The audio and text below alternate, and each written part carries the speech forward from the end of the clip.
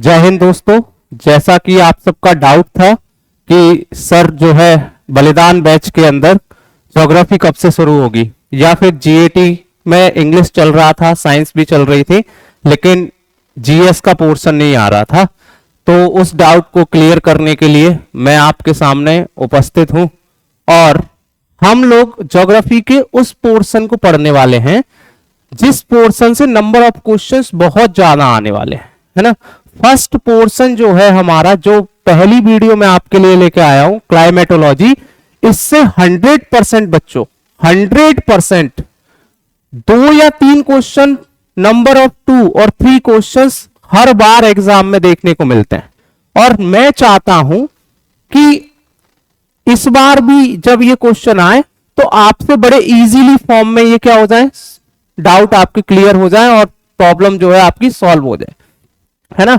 हम एक एक करके एनडीए के उन टॉपिक्स को लाएंगे जिनसे नंबर ऑफ क्वेश्चंस मैक्सिमम आते हैं, भाई कम से कम 3 या क्वेश्चंस जो है हर बार देखने को मिलते हैं। उन क्वेश्चंस को मैं लेके आने वाला हूं। हम पहले इस वीडियो में जो है मैं आपको बता दूं कि कॉन्सेप्ट और कॉन्सेप्ट के साथ साथ एमसीक्यू एंड पीवाईक्यू सॉल्व करने वाले हैं। सबसे पहले हम बात करेंगे कॉन्सेप्ट की, उन कॉन्सेप्ट पर जिनसे क्वेश्चन हर साल बन रहा है ना। जैसे कि सर किस किस कॉन्सेप्ट पर बात कर रहे हैं, तो हम बात करते हैं कौन कौन सा कॉन्सेप्ट है जिस पर क्वेश्चन बन सकते हैं भाई। तो इस वीडियो में मैं जो है इतने सारे कॉन्सेप्ट कवर करने वाला हूं। Composition of atmosphere, heat balance and heat budget, insolation क्या होता है, हीट बैलेंस क्या होता है, हीट बजट क्या होता है, कंपोजिशन ऑफ एटमॉस्फेयर क्या है, ह्यूमिडिटी क्या है, प्रेसिपिटेशन क्या है, एटमॉस्फेरिक प्रेशर एंड बेल्ट्स क्या होते हैं, विंड्स कैसे। बार बार पता है जब विंड्स का ख्याल आता है तब मेरे दिमाग में एक चीज बहुत जल्दी माइंड करती है।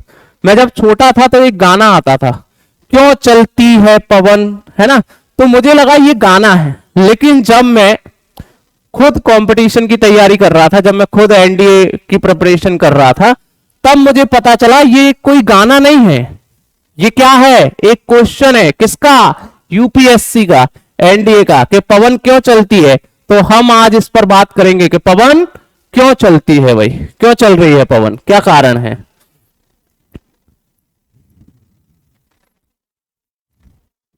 ठीक है।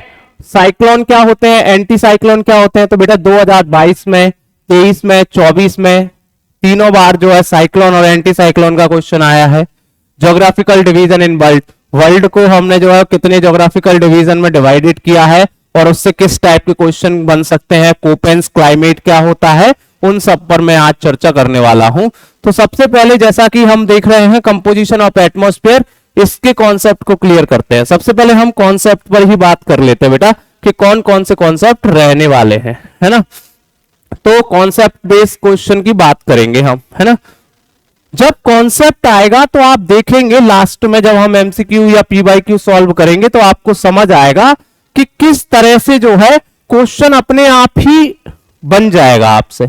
आपको समझ आएगा इतना आसान होता है। अगर कॉन्सेप्ट क्लियर है तो क्वेश्चन कितनी आसानी से बनने वाला है। चलो बात करते हैं, हम आगे बढ़ते हैं भाई, है ना। जैसे कि अगर हम बात करें भाई बच्चों, अगर हम देखें तो हमारा जो एटमॉस्फेयर है, जो हमारा एटमॉस्फेयर है, जनरली अगर मैं बात करूं एटमॉस्फेयर की, तो आप सभी को पता है कि मेरा एटमॉस्फेयर जो है कुछ 8 गैसेस के कंपोजिशन से बना हुआ है। कितनी गैसेस के कंपोजिशन से बना हुआ है? 8 गैसेस के कंपोजिशन से बना हुआ है। 8 गैसों का जो है मिक्सचर है हमारा एटमॉस्फेयर। मेनली सबसे ज्यादा अगर हम बात करें कौन सी गैस है? Nitrogen, oxygen, argon, carbon dioxide, helium, neon, ozone और हाइड्रोजन। इन 8 मेन गैसेस से मिलकर क्या बना है भाई? आपका एटमॉस्फेयर बना है। 8 मुख्य गैसेस से मिलकर क्या बना है? एटमॉस्फेयर बना हुआ है आपका, ठीक है।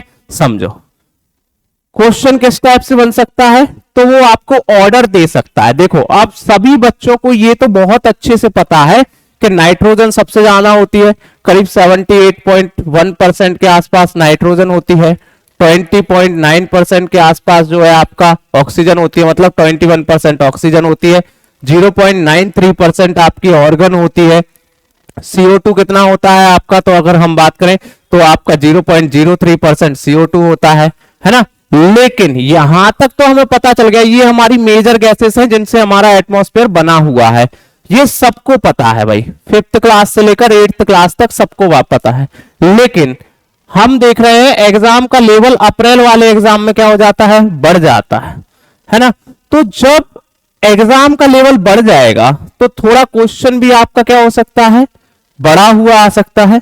तो समझना, अब उसने ऑर्डर दे दिया इन 4 गैसों का, हीलियम, नियोन, ओजोन, ऑक्सीजन, तो आपको ऑर्डर में रखना पड़ेगा। बोलेगा एटमॉस्फेयर के अकॉर्डिंग इसको जो है क्या करो भाई, आप ऑर्डर में रखिए। तो सबसे ज्यादा होती है हीलियम, उससे कम नियोन, उससे कम ओजोन, उससे कम हाइड्रोजन। और हाइड्रोजन की अगर हम बात करें भाई, तो ये सबसे हल्की गैस होती है ना, सबसे हल्की गैस। सबसे ऊपर जो है अगर हम लोग देखें लेयर में, एक्सोस्फीयर में हाइड्रोजन एग्जिस्ट करती है। सबसे भारी गैस की अगर हम बात करें तो CO2 होती है ना। सबसे भारी गैस कौन है, CO2 है। तो इन सबसे मिलकर हमारा क्या बना है, एटमॉस्फेयर बना है। इतना समझ आ गया हमें, ठीक है, कोई बात नहीं। अब हमें पता है सर एटमॉस्फेयर जो होता है उसमें करीब 5 लेयर है मेनली, है ना। ट्रोपोस्फेयर, स्ट्रेटोस्फेयर, मीजोस्फेयर, आइनोस्फेयर और एक्सोस्फेयर। मतलब ट्रोपोस्फेयर है ना, स्ट्रेटोस्फेयर, मीजोस्फेयर,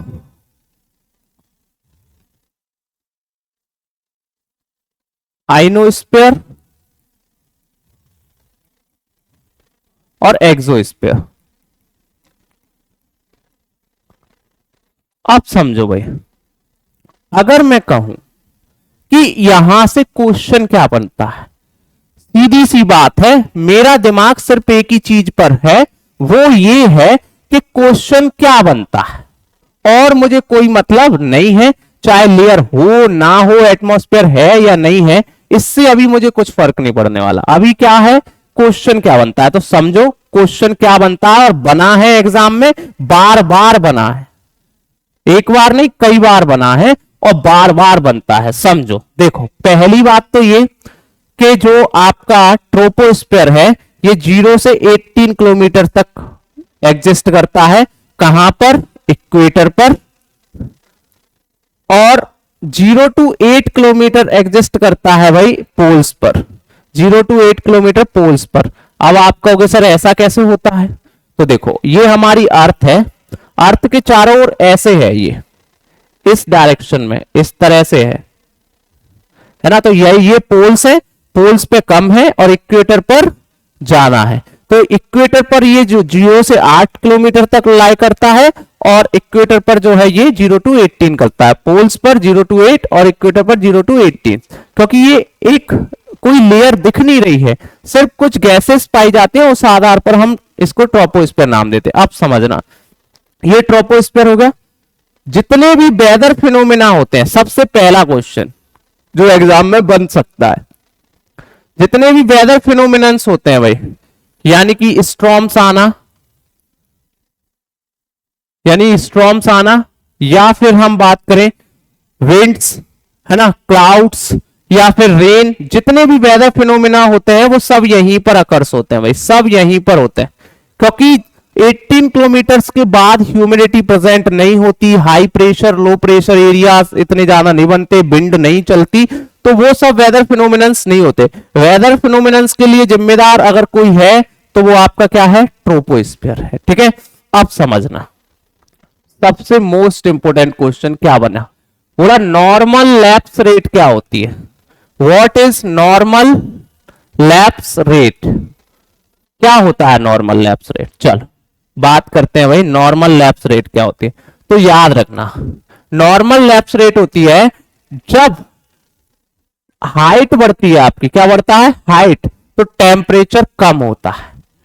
ट्रोपोस्फीयर में ऊपर की ओर जाने पर, ऊंचाई पर जाने पर, हाइट इंक्रीज होने पर टेम्परेचर डिक्रीज होता है। ठीक है, समझ आ गया सर कि ट्रोपोस्फीयर में ऊंचाई पर जाने पर, हाइट बढ़ने पर टेम्परेचर डिक्रीज होता है। कितना होता है, कौन बताएगा, मैं बताऊंगा कितना होता है। तो 165 मीटर जाने पर 1 डिग्री सेल्सियस, कितना, 165 मीटर पर 1 डिग्री सेल्सियस। अगर 165 मीटर ऊपर जाएंगे तो 1 डिग्री सेल्सियस आपका टेम्परेचर क्या हो जाएगा, कम। ठीक है सर, किलोमीटर में भी बता दो। ठीक है, अगर 1 किलोमीटर में जाऊंगा या 1000 मीटर जाऊंगा तो करीब 6.5 डिग्री सेल्सियस, कितना, 6.5 डिग्री सेल्सियस क्या हो जाएगा। 1 किलोमीटर ऊपर जाने पर करीब जो है 6.5 डिग्री सेल्सियस टेम्परेचर की गिरावट आ जाएगी। ठीक है, तो इसे हम कहते हैं नॉर्मल लैप्स रेट। क्या होता है, नॉर्मल लैप्स रेट। लेकिन फिर एक क्वेश्चन, कॉन्सेप्ट से कॉन्सेप्ट क्लियर होते हैं और कॉन्सेप्ट से ही कौन नया कॉन्सेप्ट बन जाता। सर क्या ये ऊपर जाने पर टेम्परेचर कम ही होता जाता है या कुछ चेंजेस आते हैं लेयर के अकॉर्डिंग। तो याद रखना, हर लेयर में जरूरी नहीं है कि ऊपर जाने पर टेम्परेचर कम ही होगा। एक और चीज होती है जिसे हम कहते हैं टेम्परेचर इन्वर्जन। क्या कहते हैं, टेम्परेचर इन्वर्जन। क्या कहा जाता है बच्चों, टेम्परेचर इन्वर्जन। ये क्या होता है सर, तो टेम्परेचर इन्वर्जन क्या होता है, टेम्परेचर इन्वर्जन जस्ट उल्टा है। कैसे, बोला हाइट बढ़ने पर टेम्परेचर भी बढ़ेगा। सर अभी आप कह रहे थे कि हाइट बढ़ने पर टेम्परेचर कम होगा, उसको आपने नाम दे दिया नॉर्मल लैप्स रेट। अब आप कह रहे हो कि टेम्परेचर बढ़ने पर, हाइट बढ़ने पर टेम्परेचर भी बढ़ेगा और इसको आप कह रहे हो टेम्परेचर इन्वर्जन।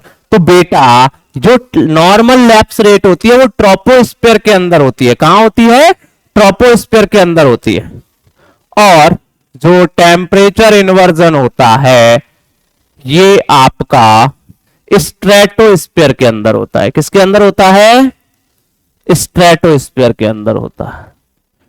ठीक है, ऊपर जाने पर टेम्परेचर बढ़ता है। और मैं आपको यह भी बता दूं कि जो टेम्परेचर है ये 0 डिग्री सेल्सियस हो जाता है कहां पर जाके, स्ट्रेटोपॉज में। स्ट्रेटोपॉज में मतलब अपर लेयर ऑफ स्ट्रेटोस्फीयर। बहुत सारी जगह है ना इसको लेकर विवाद है भाई, है ना। कई जगह अगर आप गूगल करोगे तो इस पर क्वेश्चन में लिखा होगा कि अपर लेयर ऑफ ट्रोपोपॉज, लेकिन नहीं होता। याद रखना, ट्रोपोपॉज जो होता है वहां पर अपर लेयर में टेम्परेचर माइनस में होता है। फिर हम देखते हैं जब स्ट्रेटोस्फीयर में हम पहुंचते हैं तो टेम्परेचर हाइट के साथ बढ़ने लगता है, और जब टेम्परेचर हाइट के साथ बढ़ता है तब जाके वो स्ट्रेटोपॉज में जाके वो 0 डिग्री सेल्सियस को प्राप्त होता है। ठीक है, ये बात टेम्परेचर की बात कर रहे हैं तो एक बात और कर लेते हैं। क्या बोला, नॉर्मल लैप्स रेट बताया सर आपने, टेम्परेचर इन्वर्जन भी बताया आपने। अब ये भी बता दो कि टेम्परेचर सबसे कम कहां होता है, एटमॉस्फेयर में। तो क्या 0 डिग्री सेल्सियस सबसे कम होता है, नहीं। सबसे कम जो टेम्परेचर होता है वो होता है आपका मीजोपॉज में। कहां होता है, मीजोपॉज में, मीजोस्फीयर में। मीजोस्फीयर की अपर लेयर जो होती है बच्चों, मीजोस्फीयर में, मीजोपॉज में मीजो लेयर की जो अपर लेयर होती है वहां पर टेम्परेचर -100 डिग्री सेल्सियस तक पहुंच जाता है। तो इसका मतलब मीजोपॉज में सर हाइट बढ़ने पर टेम्परेचर फिर कम होने लगता है। यही तो मतलब है। ठीक है, तो ये कॉन्सेप्ट किससे जुड़ा है, नॉर्मल लैप्स रेट यानी टेम्परेचर से। और इस पर क्वेश्चन आता है भाई, बार बार आता है। मैं आपको बता दूं, क्लाइमेटोलॉजी जो है वो टिकी ही टेम्परेचर पर है। पूरी क्लाइमेटोलॉजी टेम्परेचर पर ही बेस्ड है। अगर टेम्परेचर जाना है तो लो प्रेशर बनेगा, टेम्परेचर कम है तो हाई प्रेशर बने, वो सॉरी, टेम्परेचर जाना है तो लो प्रेशर, टेम्परेचर कम है तो हाई प्रेशर।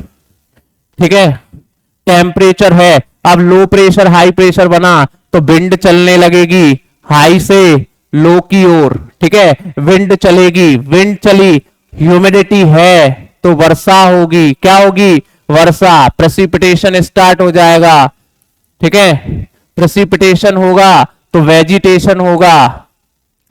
पूरी क्लाइमेटोलॉजी किस पर डिपेंड है, टेम्परेचर पर। इसीलिए एनडीए भी बार बार किसका क्वेश्चन करता है, टेम्परेचर का, ठीक है, समझ आया। नॉर्मल लैप्स रेट क्या होती है, टेम्परेचर इन्वर्जन क्या होता है, ठीक है, कोई दिक्कत है नहीं, ठीक है। और नॉर्मल लैप्स रेट कितनी होती है, 1 किलोमीटर पर 6.5 डिग्री सेल्सियस। इस पर क्वेश्चन आया है 2022 में, 2022 पे इसमें क्वेश्चन पूछा गया है। टेम्परेचर इन्वर्जन पर भी क्वेश्चन पूछा गया है। 0 डिग्री सेल्सियस कहां होता है टेम्परेचर, ये भी पूछा गया है। और सबसे कम टेम्परेचर कहां होता है, ये भी पूछा गया है। ठीक है सर, बहुत बढ़िया। चलो आगे चलते हैं। अगला क्वेश्चन क्या, अगला क्वेश्चन ये बेटा याद रखना, जो स्ट्रेटोस्फीयर होता है, स्ट्रेटोस्फीयर, इसी में आपकी ओजोन लेयर पाई जाती है। कौन सी लेयर पाई जाती है, ओजोन लेयर। ओजोन लेयर कहां पाई जाती है, स्ट्रेटोस्फीयर में। बेसिकली कहां सर, 15 से 35 किलोमीटर, 15 to 35 किलोमीटर की रेंज के बीच में क्या पाई जाती है, आपकी ओजोन लेयर पाई जाती है। ठीक है, ओजोन क्या करती है सर, तो ओजोन का काम है यूवी रेज को क्या करना, एब्जॉर्ब करना। जो अल्ट्रावायलेट रेडिएशन सन से आता है उसको एब्जॉर्ब कौन करता है, ओजोन लेयर करती है, जो हमारे स्किन कैंसर डिसीजेस से हमको बचाती है। ठीक है, फिर अगर मैं बात करूं एक्सोस्फीयर का क्या काम है सर, एक्सोस्फीयर में क्या होता है, तो मैं बता दूं बेटा, जो कम्युनिकेशन है वो किसके कारण पॉसिबल हो पा रहा है, एक्सोस्फीयर के कारण, सॉरी आइनोस्फीयर के कारण। किसके कारण, आइनोस्फीयर के कारण। किसके कारण हो पा रहा है, आइनोस्फीयर के कारण, क्योंकि आइनोस्फीयर से ही आपकी रेडियो जो वेव्स होती हैं वो क्या होती हैं, आपकी आइनोस्फीयर से ही आपकी रेडियो वेव जो है रिफ्लेक्ट होती हैं, जिसके कारण हम क्या कर पाते हैं, कम्युनिकेशन पॉसिबल कर पाते हैं। और यहीं पर आपको एक घटना देखने को मिलती है, अरोरा। कौन सी घटना देखने को मिलती है, अरोरा। जो सन से स्टॉर्म्स उठते हैं, सन से तूफान आते हैं, वो जब भी अर्थ एटमॉस्फेयर में आ जाते हैं तो वो हमको दो जगह दिखाई देते हैं, नॉर्थ पोल पर और साउथ पोल पर, जिसको हम कहते हैं अरोरा। अरोरा ऑस्ट्रेलिस और अरोरा बोरियालिस। अरोरा बोरियालिस कहां होता है, नॉर्थ पोल पर, और अरोरा ऑस्ट्रेलिस साउथ पोल पर। ठीक है, और जो यहीं पर ये आइनोस्फीयर नाम क्यों दिया गया है, क्योंकि यहां पर चार्ज पार्टिकल्स पाए जाते हैं आइनोस्फीयर में। ठीक है, उसके ऊपर एक्सोस्फीयर होता है जहां पर हम सैटेलाइट वगैरह को भेजते हैं। तो इतने सारे क्वेश्चन यहां से बन सकते हैं, कोई दिक्कत नहीं। ठीक है, चलो आगे चलते हैं, दूसरा कॉन्सेप्ट पकड़ते हैं। ये पहला कॉन्सेप्ट क्लियर है और यहां से नंबर ऑफ क्वेश्चन बनने का चांस है। चलो आगे चलें, चलो सर, ये है ना, ट्रोपोस्फीयर, स्ट्रेटोस्फीयर, मीजोस्फीयर, थर्मोस्फीयर और एक्सोस्फीयर, है ना। अगर हम बात करें ट्रोपोस्फीयर में जो है आपके क्या है, वेदर फिनोमिना होते हैं, क्लाउड्स दिख रहे हैं, रेनिंग हो रही है, फ्लाइट्स उड़ रही है, उसके ऊपर ओजोन लेयर है। स्ट्रेटोस्फीयर, मीजोस्फीयर, है ना, थर्मोस्फीयर, एक्सोस्फीयर, इस पर हम बात कर चुके हैं। ये क्लाउड्स हैं, इस पर भी अभी हम बात करेंगे, है ना। कंपोजिशन ऑफ एटमॉस्फेयर अभी बात कर चुके हैं, नाइट्रोजन सबसे ज्यादा, उससे कम ऑक्सीजन, उससे कम जो है अदर गैसेस, मैं बता चुका हूं कौन कौन कैसे होता है।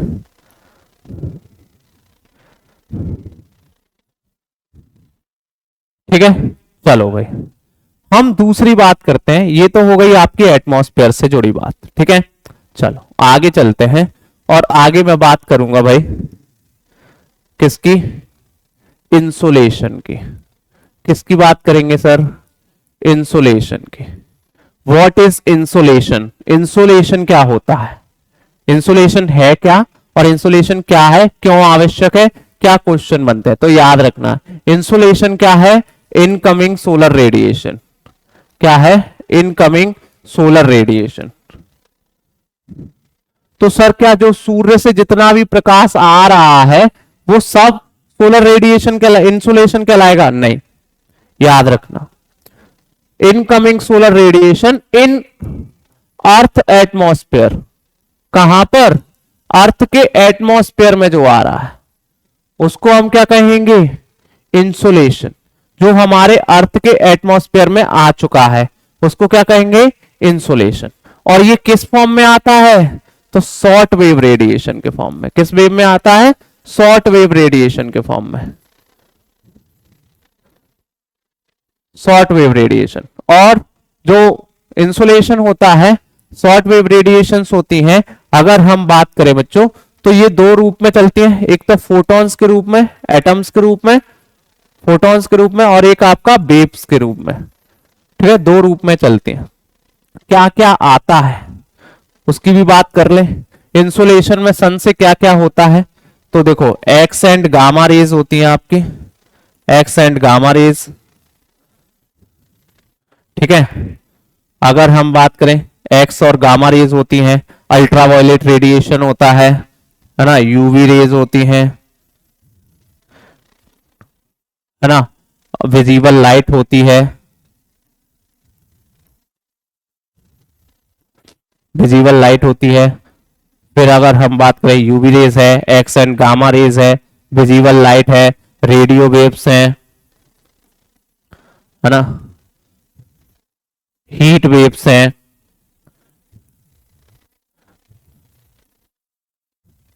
माइक्रोवेव्स हैं, ये सब आती है भाई, है ना। सबसे ज्यादा अगर हम बात करें, सबसे कम जो होता है क्या? वेवलेंथ किसकी होती है? इसकी 0.005 से लेके 0.002 माइक्रोन इसकी वेवलेंथ होती है भाई, सबसे कम।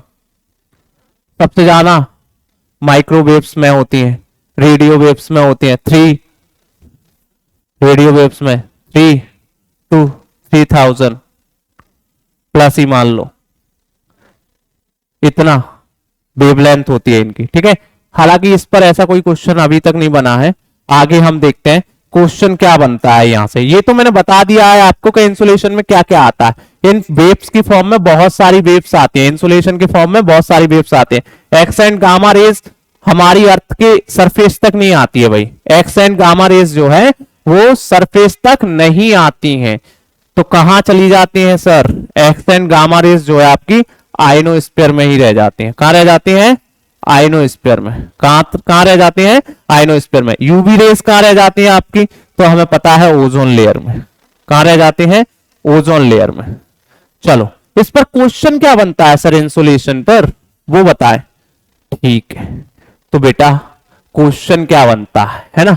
चलो, क्वेश्चन बनता है एल्बिडो क्या होता है? एल्बिडो क्या है? What is albedo? एल्बिडो क्या है? इस पर क्वेश्चन कई बार आया है। चलो बात करते हैं एल्बिडो क्या है। तो हम देखते हैं बेटा, इंसुलेशन जो आता है वो पूरा का पूरा एब्जॉर्ब नहीं होता, ना ही पूरा का पूरा रिफ्लेक्ट होता। जो इंसुलेशन आया है वो ना तो सर पूरा का पूरा रिफ्लेक्ट होता है और ना ही पूरा का पूरा एब्जॉर्ब होता है। तो क्या होता है सर? एल्बिडो। तो समझो, albedo is a property of reflection of insolation. भाई इंसुलेशन के रिफ्लेक्ट होने की प्रॉपर्टी क्या कहलाती है? एल्बिडो।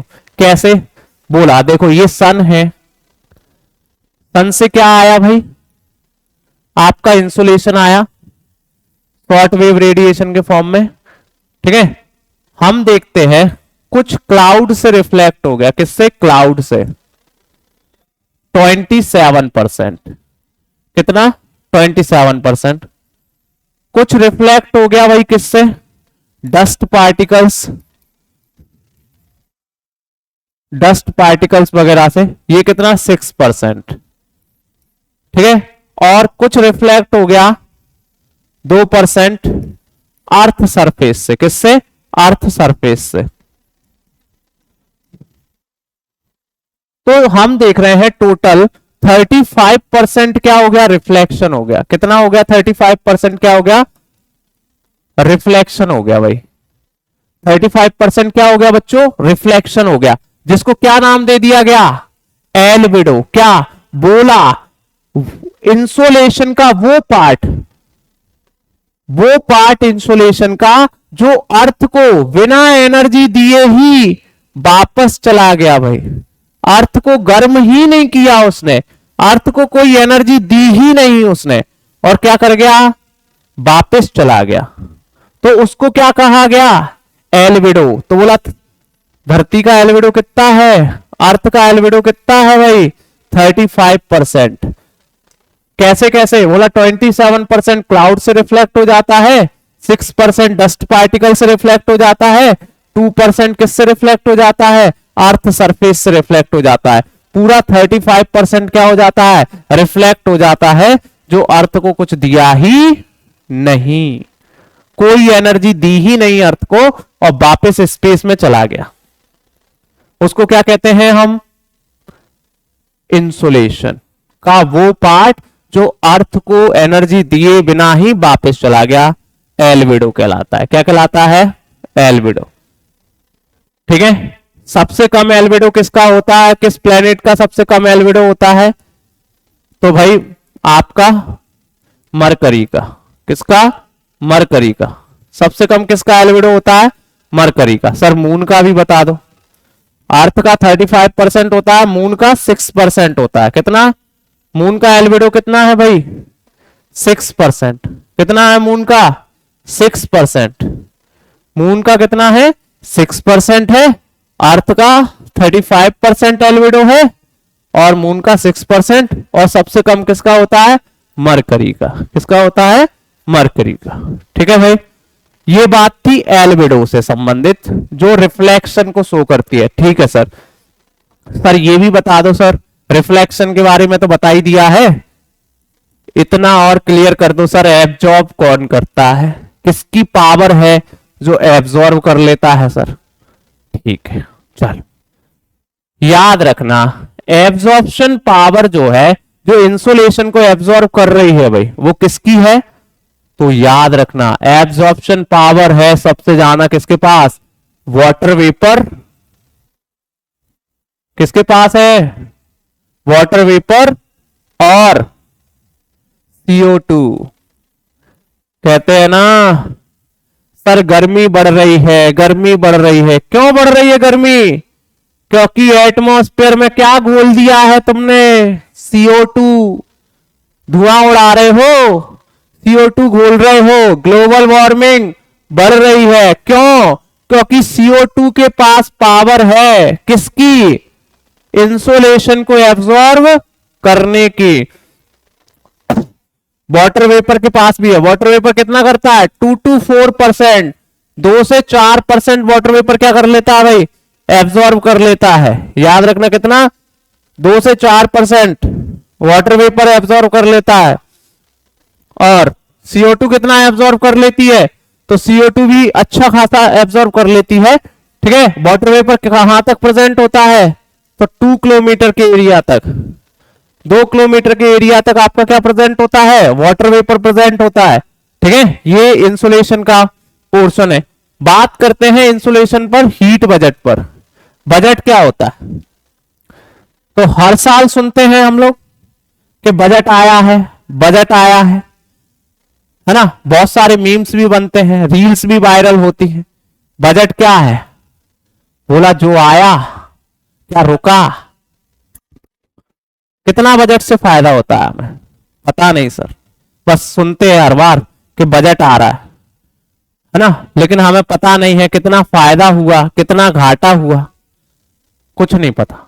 बोला सर जितना आया उतना वापस कैसे गया, एब्जॉर्ब हुआ, रिफ्लेक्ट हुआ, कितना हमारे पास बचा है, वही बजट है। ठीक है, तो बात कर लेते हैं हीट बजट की बेटा। चलो बात करते हैं हम हीट बजट की।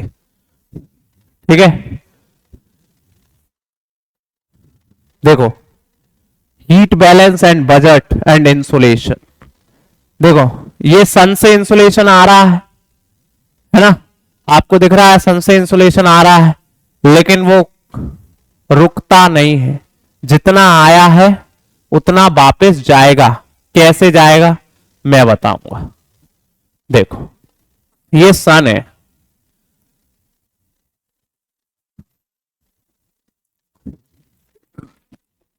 याद रखना, समझ लेना, ये सन है, इससे इंसुलेशन आया शॉर्ट वेव रेडिएशन के फॉर्म में। किसके फॉर्म में? शॉर्ट वेव रेडिएशन के फॉर्म में। ठीक है, ठीक है सर, आ गया। अभी मैंने आपको बताया कि 35% का ग्राफ अभी मैंने अभी आपको समझाया था कि 35% रिफ्लेक्ट हो गया एल्बिडो के रूप में। ठीक है सर, आपने अभी बताया था, बोला 27% क्लाउड से, 6% डस्ट पार्टिकल से, 2% अर्थ सरफेस से। ठीक है सर, आपने बताया था सर। ये हो गई रिफ्लेक्ट की बात, जिसको हमने एल्बिडो कह दिया था। यही क्या है सर? एल्बिडो है। ठीक है, आगे समझो। अब बचा कितना? बोला 35% खत्म हो गया सर, अब बचा 65%। तो बोला बेटा इसमें से 14% जो है आपका वो एब्जॉर्ब हो गया। क्या हो गया?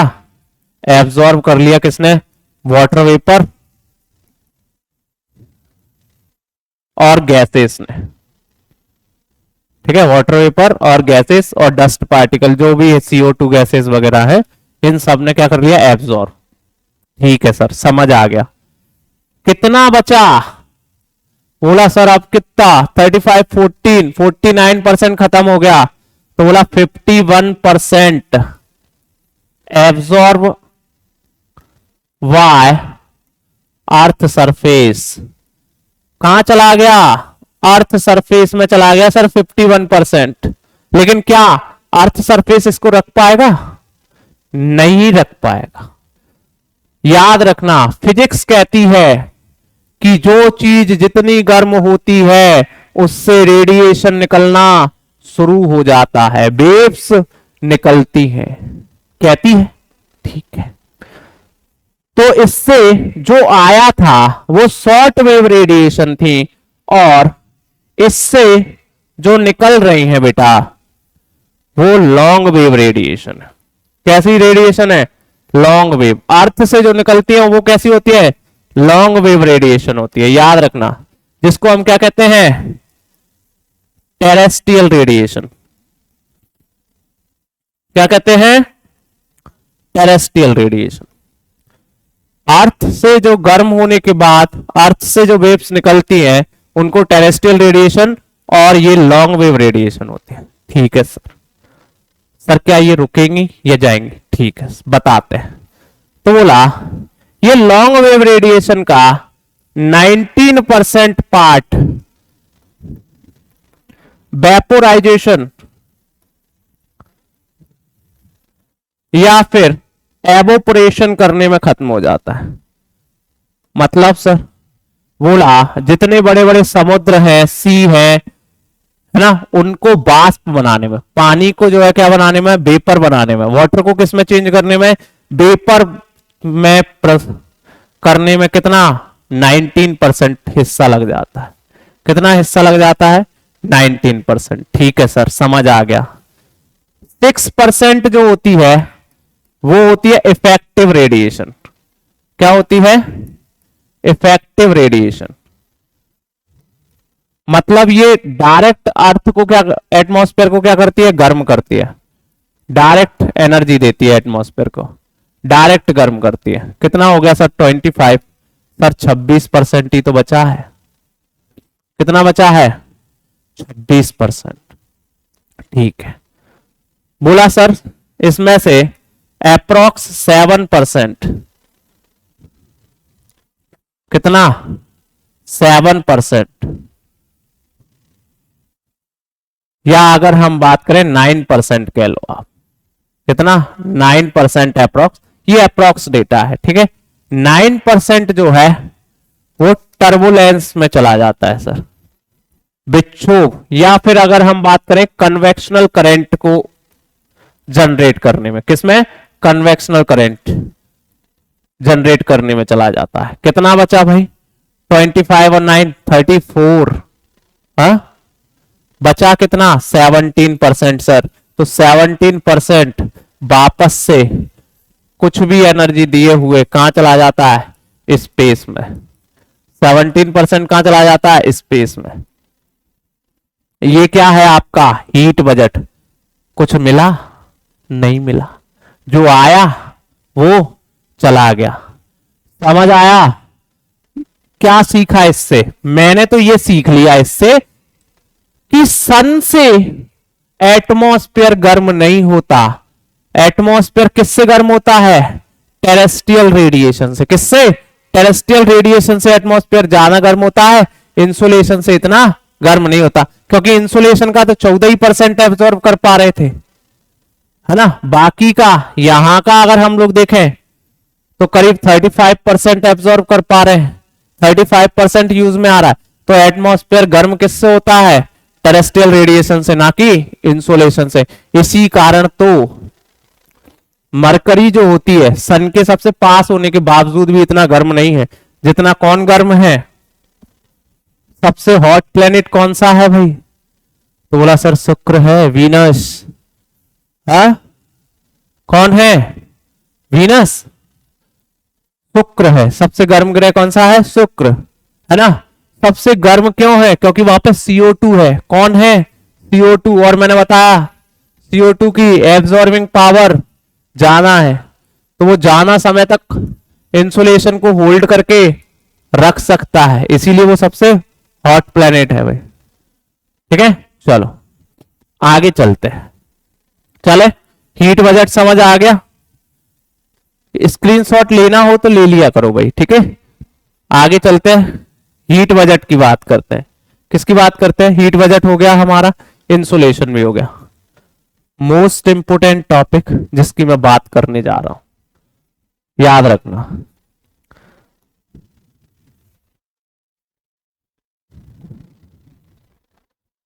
ह्यूमिडिटी, यहां से भी क्वेश्चन आता है भाई कि सर ह्यूमिडिटी क्या होती है, तो समझ जाओ कुछ भी नहीं है, कुछ भी नहीं है। तेरा ध्यान किधर है, खड़गवासला का रास्ता इधर है भाई। कहां है, बोला एनडीए अभिलाषा, खड़गवासला का क्या है, रास्ता है। अगर आपने यहां मेहनत कर ली, कहां, बोला यहां एनडीए अभिलाषा, तो समझो खड़गवासला क्लियर, कोई नहीं रोक सकता आपको खड़गवासला जाने से। 101% आप खड़गवासला जाने वाले हैं, बस आप क्या करें, सपोर्ट। मैं आपके लिए मेहनत करूंगा, आप मेरे लिए करना, बहुत ज्यादा नहीं करनी। आपको क्या करना है, बस चैनल को लाइक और थोड़ा सा सब्सक्राइब कर देना, है ना, जिससे आपको, और बटन भी दबा देना जिससे जैसे ही मेरी वीडियो अपलोड हो आपको सबसे पहले मिल जाए। ठीक है, ह्यूमिडिटी क्या होती है, चलो बात करते हैं। व्हाट इज ह्यूमिडिटी, ठीक है समझते हैं। तो form of water vapour, form of water vapour, है ना, gaseous form of water, gaseous form of water. वही वाटर की जो गैसियस फॉर्म है वही क्या है सर, ह्यूमिडिटी है, जो किसमें प्रेजेंट है, एयर में। जो किसमें प्रेजेंस है, एयर में। जो कहां प्रेजेंट है सर, एयर में प्रेजेंट है, वही क्या है, ह्यूमिडिटी है। सर क्या इससे क्वेश्चन आता है, सही बताना सर, तो आता है और आया है। जब हम क्वेश्चन करेंगे तो समझ आएगा क्या क्या क्वेश्चन आया है, तो समझ लो भाई, समझो क्या क्वेश्चन। पहला तो ये पूछा गया है कि ड्यू पॉइंट क्या होता है, ठीक है, एक क्वेश्चन। दूसरा पूछा गया है सैचुरेटेड एयर क्या होती है, ठीक है सर। दो क्वेश्चन और भी है सर, है क्या? बोला तीसरा क्या है सर? तो बोला रिलेटिव ह्यूमिडिटी क्या होती है।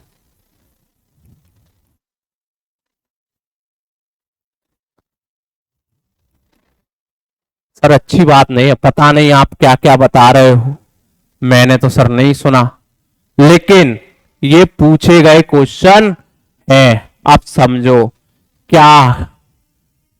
तो सुनो, ह्यूमिडिटी से संबंधित क्या क्या आपसे पूछ सकता है। तो what is humidity capacity? Humidity capacity क्या होती है? सबसे पहला question, what is humidity capacity? तो याद रखना ह्यूमिडिटी कैपेसिटी क्या होती है। चलो बात करते हैं। सबसे पहले ये याद रखना, एक फिक्स टेम्परेचर पर और एक फिक्स वॉल्यूम की बात हो रही है। इन अ फिक्स टेम्परेचर और फिक्स वॉल्यूम, किसकी बात हो रही है बच्चों? फिक्स टेम्परेचर की और फिक्स वॉल्यूम की। ठीक है सर, समझ आ गया। Fix temperature fix volume. मान लो ये आपका 1 मीटर क्यूब एरिया है। कौन सा एरिया है? 1 मीटर क्यूब एरिया है। ठीक है, इस एरिया के अंदर एयर प्रेजेंस है। क्या प्रेजेंस है बच्चों? एयर है।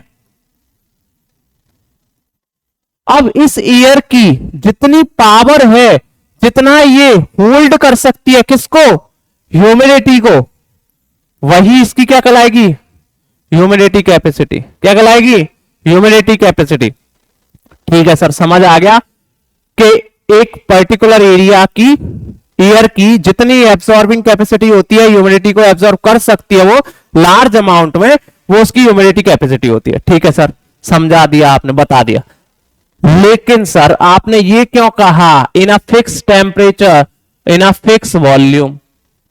पर वॉल्यूम का तो पता है, ज्यादा एयर होगी तो ज्यादा करेगी सर, कम एयर होगी तो कम करेगी। लेकिन इन अ फिक्स टेम्परेचर, टेम्परेचर क्यों कहा? तो बोला याद रखना बेटा, टेम्परेचर अगर बढ़ेगा, टेम्परेचर बढ़ेगा तो ह्यूमिडिटी कैपेसिटी बढ़ जाएगी, और टेम्परेचर कम होगा तो ह्यूमिडिटी कैपेसिटी, सॉरी, टेम्परेचर कम होगा तो ह्यूमिडिटी कैपेसिटी भी क्या हो जाएगी? कम हो जाएगी। इसीलिए कहा फिक्स टेम्परेचर। समझ आ गया सर ह्यूमिडिटी कैपेसिटी क्या होती?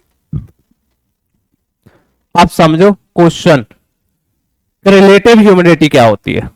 बात करें रिलेटिव ह्यूमिडिटी की, इस पर क्वेश्चन आया हुआ है। तो सुनो, उसको सुनने से पहले ये सुन लो सैचुरेटेड एयर क्या होती है। तो भाई किसी पर्टिकुलर फिक्स रीजन की जो फिक्स टेम्परेचर और फिक्स वॉल्यूम पर, मान लो 1 मीटर क्यूब एरिया की जो एयर है, इसकी जितनी कैपेसिटी है भाई, ह्यूमिडिटी कैपेसिटी जितनी है, उतनी ही एयर क्या कर ले भाई? ह्यूमिडिटी एब्जॉर्ब कर ले।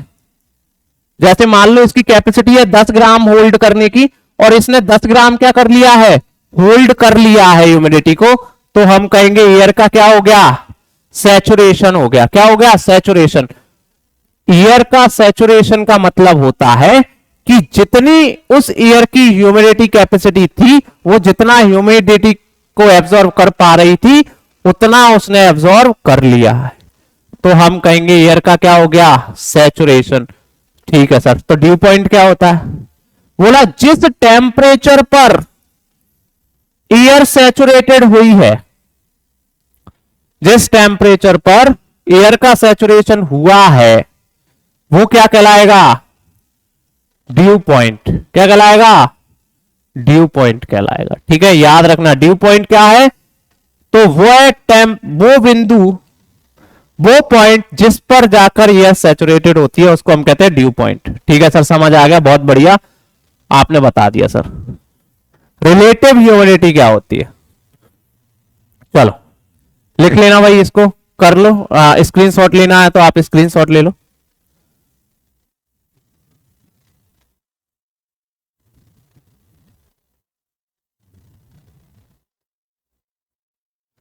ठीक है भाइयों, ले लिया। चल, रिलेटिव ह्यूमिडिटी क्या होती है, बात करते हैं। Relative humidity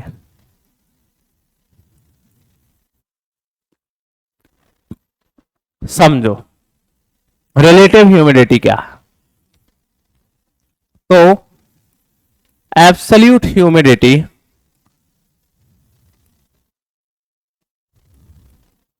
upon humidity capacity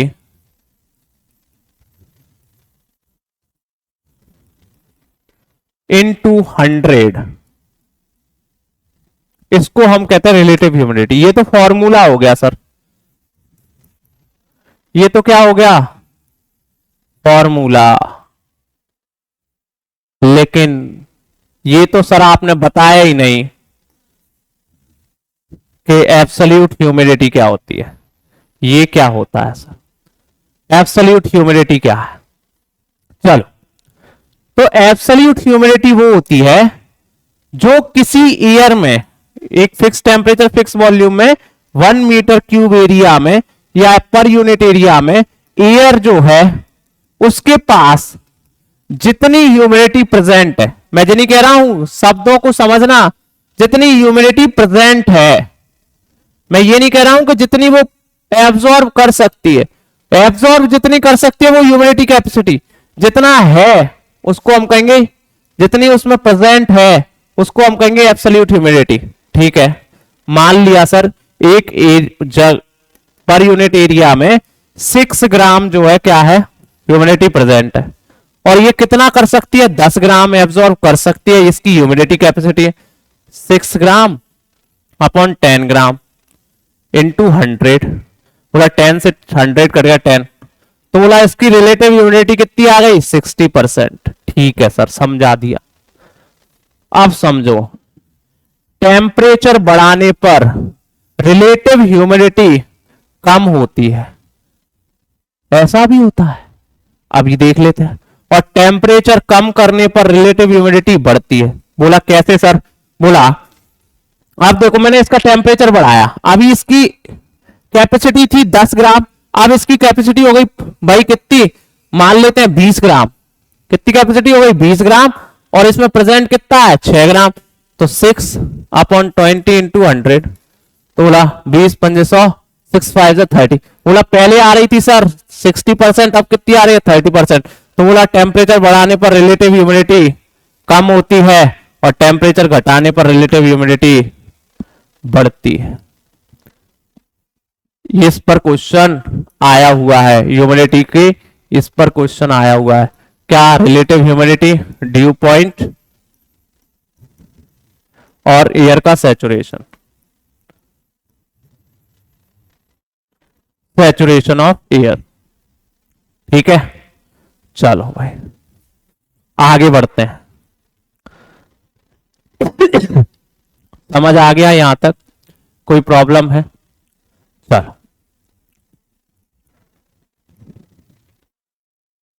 ठीक है भाई आगे बढ़ते हैं। प्रेसिपिटेशन बाद में देखेंगे, प्रेसिपिटेशन से पहले हमको समझना है एक चीज, जिसे हम कहते हैं विंड।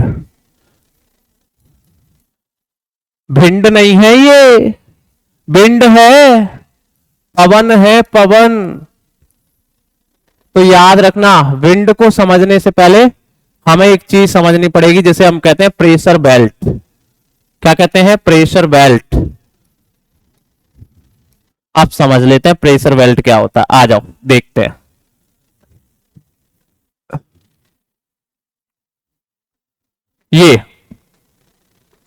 ये है प्रेशर बेल्ट भाई। याद रखना, जो आपके प्रेशर बेल्ट होते हैं,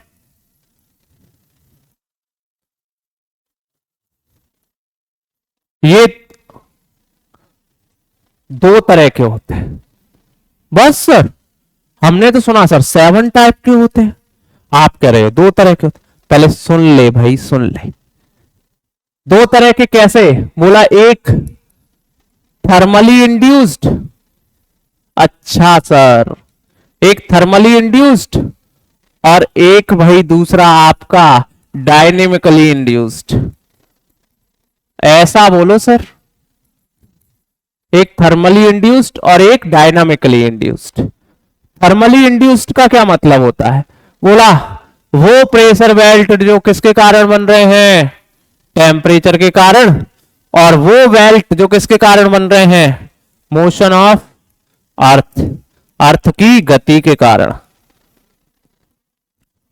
ठीक है सर, बता दिया आपने कि किस तरह से काम चल रहा है। अब ये देखो, ये जो आपको बीच में एक जगह दिख रही है, इसको कहते हैं ITCZ, inter tropical convergence zone. ये क्या है बोला सर? तो याद रखना बेटा, जो सबसे पहला बेल्ट पढ़ रहे हैं हम, उसको हम कहते हैं थर्मली इंड्यूस्ड बेल्ट, जिसको हम कहते हैं इक्वेटोरियल लो प्रेशर बेल्ट। कौन सा बेल्ट? Low pressure belt. ये टेम्परेचर से बनता है। क्यों सर? तो हमें पता है कि जो हमारी 0 डिग्री लाइन होती है, इक्वेटर होती है, उस पर सन की रेज हमेशा पड़ती है। ये ज्यादा गर्म होती है, इक्वेटर पर सबसे ज्यादा गर्मी रहती है। तो जब गर्म होंगी तो यहां की एयर ऊपर उठ जाएगी, इस तरह से ऊपर उठेगी। गर्म होके एयर क्या होती है? ऊपर उठने लगती है। ठीक है, तो जहां एयर नहीं रहेगी तो वहां कैसा एरिया बनेगा? Low pressure. ठीक है सर। अब ये एयर कुछ दूरी तक उठी और ठंडी हो गई, अब ये कहीं जाके उतरेगी भी, है ना भाई? जी सर। जहां उतरेगी उसको हम क्या कहेंगे? High pressure belt. क्या कहेंगे? High pressure belt. तो जहां उतरेंगी वहां कौन से बेल्ट बन जाएंगे? सब ट्रॉपिकल हाई प्रेशर बेल्ट। कौन से बेल्ट बनेंगे? सब ट्रॉपिकल हाई प्रेशर बेल्ट। तो देखना, जो इक्वेटोरियल लो प्रेशर बेल्ट होता है ये इक्वेटर पर बनता है 0 डिग्री पर, ठीक है। और जो सब ट्रॉपिकल हाई प्रेशर बेल्ट होते हैं ये बनते हैं 30 डिग्री से 35 डिग्री के बीच, नॉर्थ और साउथ दोनों में, नॉर्थ हेमिस्फीयर में भी और साउथ हेमिस्फीयर में भी। ठीक है सर, दो बातें तो समझ आ गई। पहली ये कि जब इक्वेटोरियल रीजन गर्म हुआ तो वहां से एयर उठी, और जब उठी तो वहां पर लो प्रेशर क्रिएट हो गया, जिसको आपने नाम दे दिया इक्वेटोरियल लो प्रेशर बेल्ट। और जहां ये पवन उठ के ठंडी होके जहां गई उसको नाम दे दिया आपने सब ट्रॉपिकल हाई प्रेशर बेल्ट। ये भी बता दिया कहां से कहां तक। चलो, अब एक बेल्ट और बनता है थर्मली इंड्यूस्ड, जिसको हम बोलते हैं पोलर बेल्ट, या फिर हम कहें पोलर हाई प्रेशर बेल्ट। क्या कहेंगे? Polar high pressure belt. क्यों?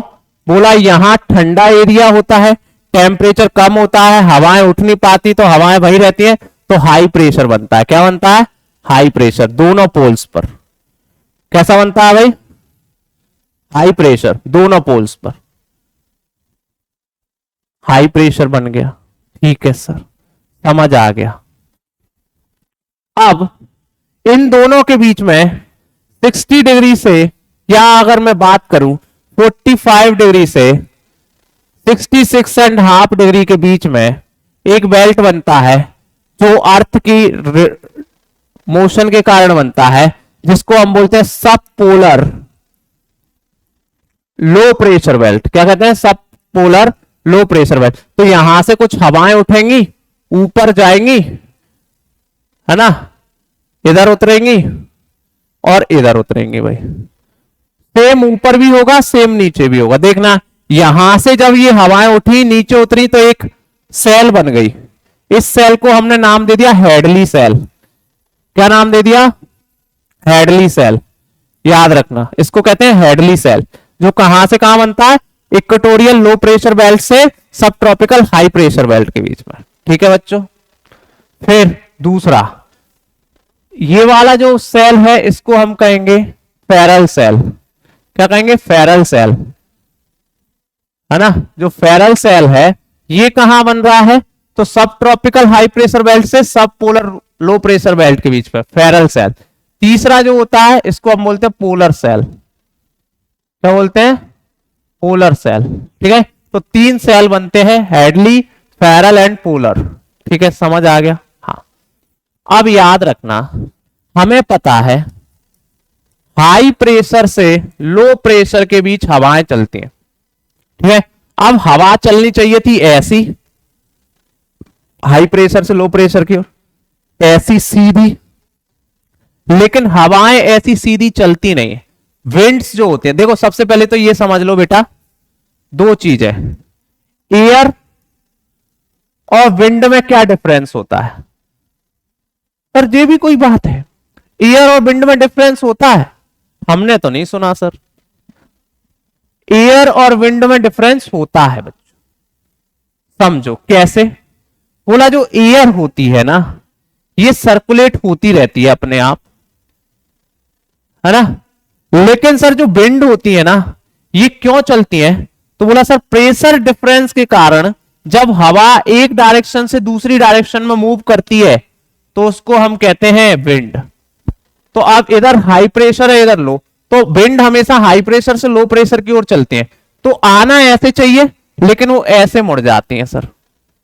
जी तो गलत बात है सर, ऐसे कैसे मोड़ दी सर आपने? हमें तो समझ नहीं आया सर, आप समझाता हूं। ऐसे मुड़ जाते हैं। तो याद रखना, इसके लिए एक लॉ आया था पहले। इतना अगर आपको वो लेना है तो स्क्रीनशॉट ले सकते हैं, फिर मैं आगे समझाता हूं आपको।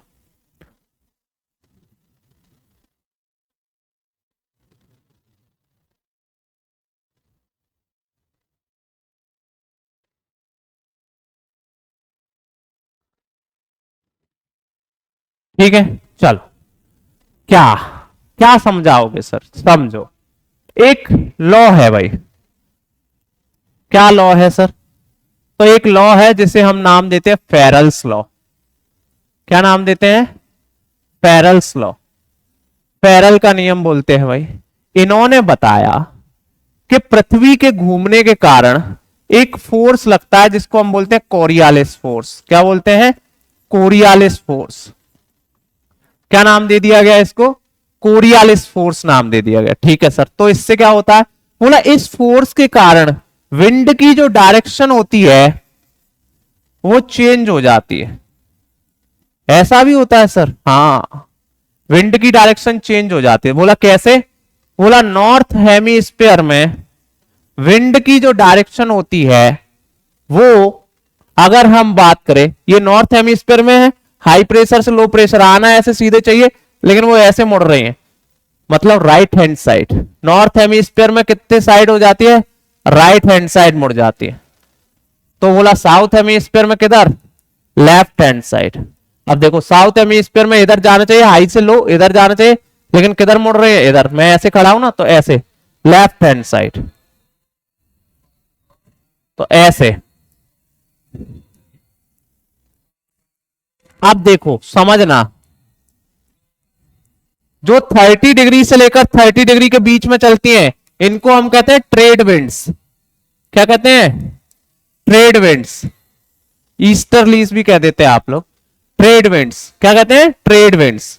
ठीक है, जो कहां से कहां तक चल रहे हैं? सब ट्रॉपिकल हाई प्रेशर बेल्ट से सब ट्रॉपिकल हाई प्रेशर के बेल्ट बीच में, या फिर हम कहें सब ट्रॉपिकल हाई प्रेशर बेल्ट से इक्वेटोरियल लो प्रेशर बेल्ट के बीच में। ठीक है, लेकिन सर आपने नीचे तक लेके नहीं आए, क्यों? तो बोला इक्वेटोरियल लो प्रेशर बेल्ट से 5 डिग्री ऊपर और 5 डिग्री नीचे, 5 डिग्री नॉर्थ और 5 डिग्री साउथ में एक जोन होता है सर, जिसको हम कहते हैं डोल ड्रम।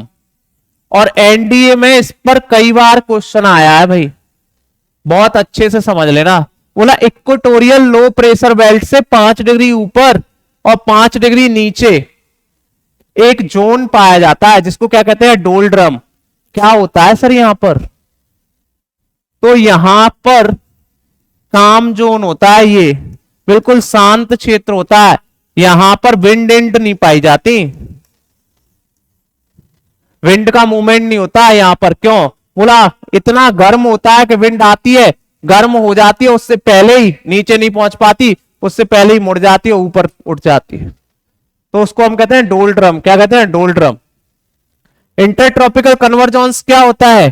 तो बोला नीचे से आने वाली पवने, ऊपर से आने वाली ट्रेड विंड्स और नीचे से आने वाली ट्रेड विंड आपस में टकराती हैं, कन्वर्जेंस करती हैं, इसलिए इसका नाम दे दिया इंटरट्रॉपिकल कन्वर्जेंस जोन। क्या ये फिक्स होता है?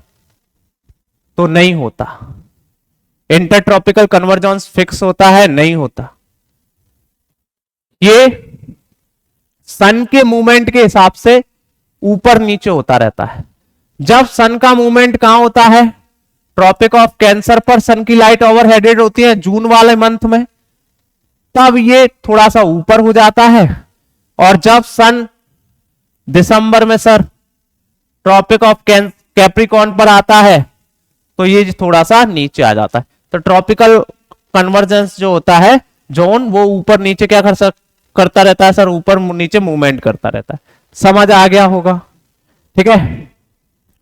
फिर 45 से 66 के बीच में जो विंड्स चलती हैं इधर से इधर, ये हाई से लो, तो ये इधर से इधर जानी चाहिए, ये ऐसे जानी चाहिए, लेकिन कैसे जाती है? ऐसे, है ना भाई? तो इनको हम बोलते हैं कौन सी विंड्स? कौन सी? वेस्टर्लीज। ऊपर भी और नीचे भी वेस्टर्लीज। और ऊपर जो चलती है उनको हम बोलते हैं पोलर विंड्स। कौन सी? पोलर विंड्स, ध्रुवीय पवनें, पोलर विंड्स। समझ आ गया होगा ये बहुत अच्छे से आपको? ठीक है, चले आगे चले।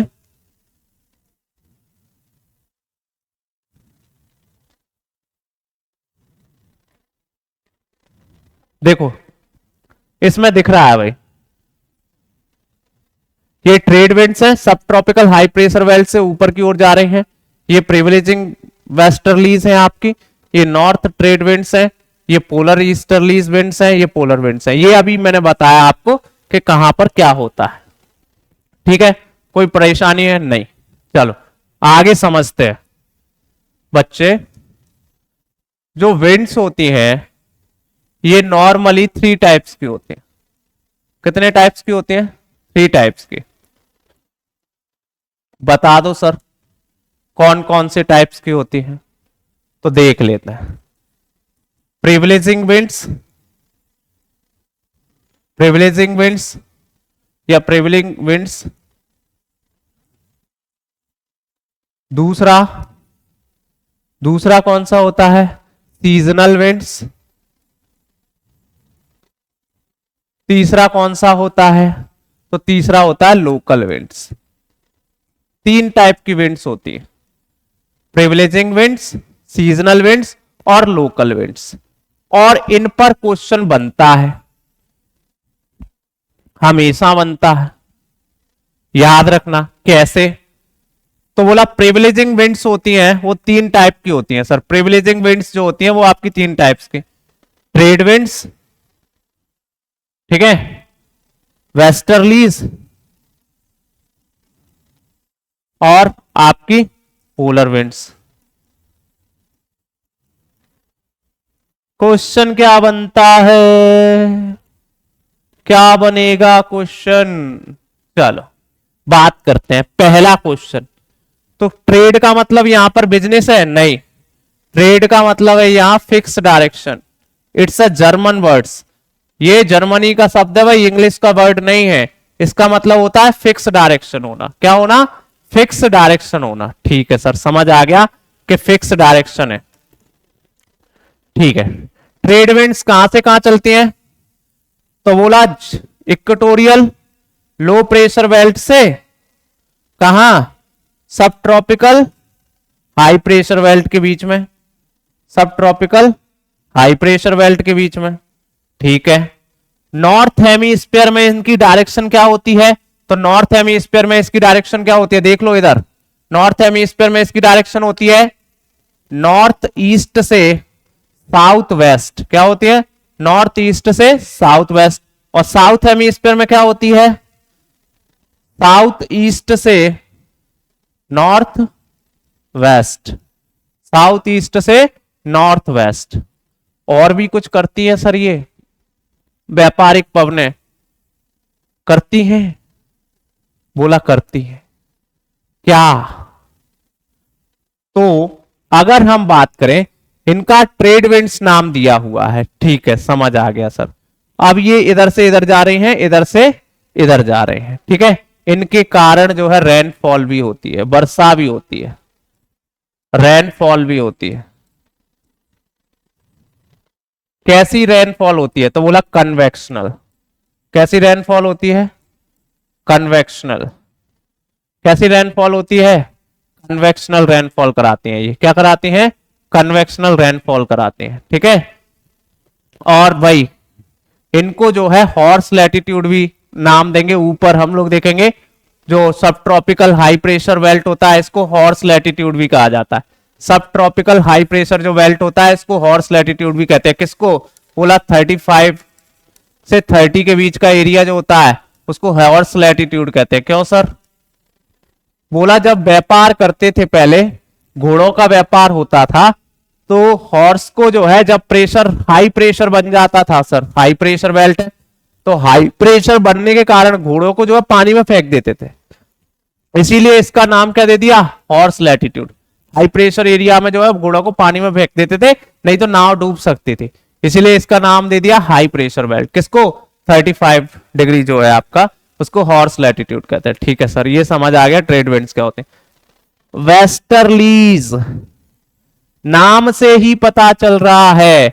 बोला क्या डायरेक्शन है वेस्टर्लीज की? पहले तो कहां से कहां चलते हैं? तो सब ट्रॉपिकल हाई प्रेशर बेल्ट से सब पोलर लो प्रेशर बेल्ट की ओर।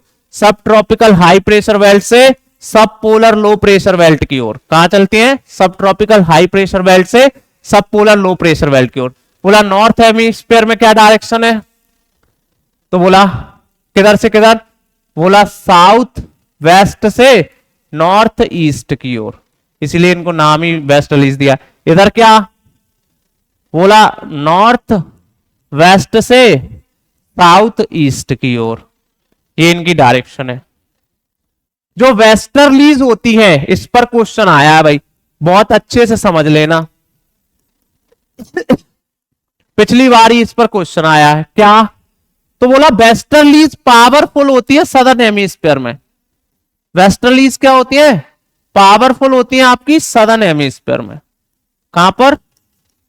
सदर्न हेमिस्फीयर में जो आपकी वेस्टर्लीज होती है भाई, वो बहुत ज्यादा पावरफुल होती है। सर कैसे? कैसे कह दिया आपने? बोला सदर्न हेमिस्फीयर होता है ना, वो सी एरिया है, वहां पर कुछ भी डिस्टरबेंस नहीं है, पवनें बहुत तेजी से चलती है। और यहां पर कुछ नाम दे दिया गया है, कुछ नाम दिया है यहां। क्या नाम दिया है? तो अगर हम बात करें, यहां देखो जो हमारी वेस्टर्लीज है, यहां पर जो ट्रेड्स करने वाले हैं, जो मछुआरे हैं, उन्होंने कुछ नाम दे दिया। बोला सर क्या? तो बोला 40 डिग्री पर, 50 डिग्री पर और 60 डिग्री पर। भाई 40 पर कुछ नाम दिया है, 50 डिग्री पर कुछ नाम दिया और 60 पर कुछ दिया। तो देखो क्या क्या नाम दिया है। तो देखो श्रिंकिंग 60s, और ये एनडीए में पिछले साल क्वेश्चन आ चुका है। श्रिंकिंग 60s, बोला चीखता 60, ऐसा नाम दिया है श्रिंकिंग 60s। फ्यूरियस 50s, क्या नाम दिया है? फ्यूरियस 50s, प्रचंड 50। और 40 डिग्री पर क्या नाम दिया है? तो गरजता 40, रॉरिंग 40s। क्या नाम दिया है? रॉरिंग 40s। क्या नाम दे दिया भाई? रॉरिंग 40s। ये क्वेश्चन एनडीए में पिछली साल आया कि रॉरिंग 40s, फ्यूरियस 50s और श्रिंकिंग 60s किसके नाम हैं, किसके टाइप से? तो रॉरिंग 40s, फ्यूरियस 50s और श्रिंकिंग 60s ये किसके टाइप से भाई? तो it's a type of westerlies in southern hemisphere. भाई सदर्न हेमिस्फीयर में जो वेस्टर्लीज होती है वो बहुत पावरफुल होती हैं, जिसके कारण इनको यहां कुछ नामों से पुकारा जाता है। 40 डिग्री पर क्या? रोरिंग 40s, 50 डिग्री पर फ्यूरियस 50 और 60 डिग्री पर श्रिंकिंग 60s। ठीक है, कोई समस्या नहीं। चलो आगे पढ़ते हैं। ये तो हो गई आपकी किसकी बात? प्रिविलेजिंग विंड्स की। ठीक है, सेकंड टाइप ऑफ विंड अगर हम लोग देखें कौन सा होता है, तो sir second type of winds होता है सीजनल विंड्स। कौन सी विंड? Seasonal wind. अब आपको नाम से ही पता चल रहा है बच्चों, कैसे पता चल रहा है? बोला सर नाम से ही तो पता चल रहा है कि सीजनल विंड्स है। मतलब समझना, सीजनल विंड्स होती है ना बेटा, इसकी अगर मैं बात करूं तो सीजनल विंड्स की डायरेक्शन फिक्स नहीं होती, वो पूरी ईयरली एक ही डायरेक्शन में रन नहीं होती। तो सर बोला 6 मंथ ये जो है कुछ डायरेक्शन में मूव करती है और 6 मंथ कुछ डायरेक्शन में। बोला सर कैसे? जैसे अगर हम बात करें, हम इंडिया में रहते हैं तो हम देखें मॉनसून, मतलब सीजन के हिसाब से विंड की डायरेक्शन क्या हो जाती है? चेंज। उसको हम कहते हैं सीजनल विंड्स, है ना। जब जब सीजन चेंज होता है उसके हिसाब से हमारी डायरेक्शन क्या हो जाती है? चेंज। ऐसा क्या एग्जाम में आया सर? बिल्कुल आया। बोला क्या? तो एग्जाम में आया आपका सी ब्रीज क्या होता है और लैंड ब्रीज क्या होता है, ये एग्जाम में आ चुका है एनडीए में। ठीक है, एक टाइप और होता है सीजनल विंड का, वो क्या होता है सर? तो दूसरा टाइप होता है कि माउंटेन ब्रीज क्या होती है, माउंटेन ब्रीज क्या है और वैली ब्रीज क्या है। व्हाट इज माउंटेन ब्रीज और वैली ब्रीज? समझना, देखो कुछ भी नहीं है, बहुत सिंपल है। सी ब्रीज क्या है, लैंड ब्रीज क्या है, देखो ऐसा समझो, ये है सी एरिया, सी, और ये है आपका लैंड एरिया भाई।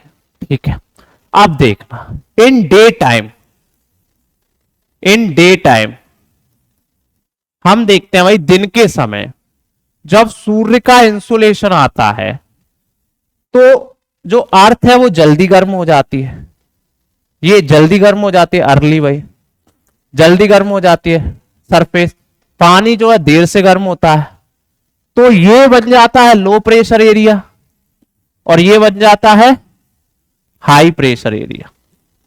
कैसा बन जाता है? High pressure area. ठीक है, तो विंड जो है हाई प्रेशर से लो प्रेशर चलने लगते हैं, मतलब सी से लैंड की ओर, इसको हम कहते हैं सी ब्रीज। क्या कहते हैं? Sea breeze. मतलब दिन के समय जो हवाएं होती हैं वो समुद्र से स्थल की ओर चलती हैं, सी से लैंड की ओर चलती हैं, उनको हम कहते हैं सी ब्रीज। ठीक है सर, मानसून में 6 महीने हवाएं जो है स्थल से जल की ओर चलती है और 6 महीने जल से स्थल की ओर। लेकिन डेली लाइफ की बात करें तो सर सी से, दिन में अगर हम देखें तो सी से लैंड की ओर, और रात में देखेंगे तो लैंड से सी की ओर। समझो कैसे? बोला सर ये फिर से ये सी और ये लैंड। सर इन नाइट, रात की बात करते हैं सर, चलो करते हैं रात की बात। क्या बोला? रात में जो जल्दी गर्म होगा वो जल्दी ठंडा भी हो जाएगा, फिजिक्स कहती है। तो सर ये हो गया जल्दी ठंडा, मतलब हाई प्रेशर। ये देर से गर्म हुआ, देर से ठंडा होगा, मतलब लो प्रेशर। तो रात में हवाएं इधर से इधर चलने लगेंगी। सही बात है तो इसको कहेंगे लैंड ब्रीज। अब हवाएं कैसी चल रही हैं? लैंड से सी की ओर, तो इसको क्या कहा जाएगा? Land breeze. ठीक है, समझ आया लैंड ब्रीज सी ब्रीज क्या होता है? कोई परेशानी? व्हाट इज लैंड ब्रीज और व्हाट इज सी ब्रीज? ठीक है, मजा आ रहा है ना? बोरिंग तो नहीं हो रहा लेक्चर? बता देना भाई, है ना। चलो आगे बात करें, माउंटेन ब्रिज और सी ब्रिज क्या, वैली ब्रिज क्या होता है? समझो, ये माउंटेन्स है और ये वैली है। तो देखो माउंटेन ब्रिज वही डे और नाइट का कॉन्सेप्ट। दिन में अगर हम लोग देखें तो ये दिन में ये वाला एरिया जल्दी गर्म हो जाता है, मतलब कैसा? Low pressure. और ये वाला एरिया देर से गर्म हो पाता है, मतलब हाई प्रेशर। तो दिन में जो पवनें होती हैं वो वैली से किधर चलने लगती हैं? किधर चलने लगती हैं? ऊपर की ओर, गर्म, है ना। किधर चलने लगती है? हाई प्रेशर से लो प्रेशर की ओर। तो इसको हम क्या कहेंगे? Valley breeze. और नाइट, नाइट में हम लोग देखते हैं ये जल्दी ठंडा हो जाता है, मतलब ये हाई प्रेशर, और ये देर से गर्म हुआ है, देर से ठंडा होगा, मतलब लो प्रेशर। तो नाइट में ऐसे चलने लगते हैं, तो इसको हम कहेंगे माउंटेन ब्रीज। ठीक है भाइयों, समझ आ गया? ठीक है सर, समझ आ गया। तीसरा टाइप और बता दो सर। तीसरा टाइप होता है लोकल विंड्स। कौन सा टाइप होता है? Local winds. के लोकल विंड्स क्या होती हैं सर? चलो बात करें लोकल विंड्स की।